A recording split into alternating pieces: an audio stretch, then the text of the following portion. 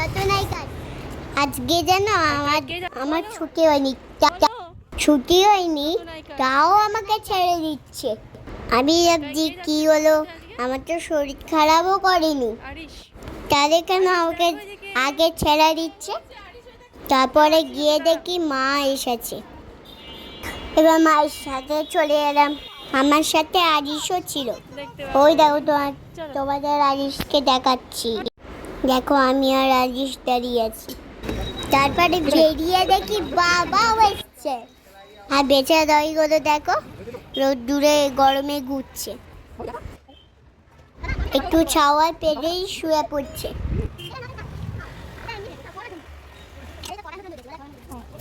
আমি বললাম সামনে বসবো, আর মা কিছুতেই সামনে বসতে দিল না, বললো রোদ্দুর লেগে শরীর খারাপ করবে। তাই আমার খুব রাগ হয়েছিল, আমি পরের দিকে দেখেই নি। আর কোনো কথা নেই, বাই বাই।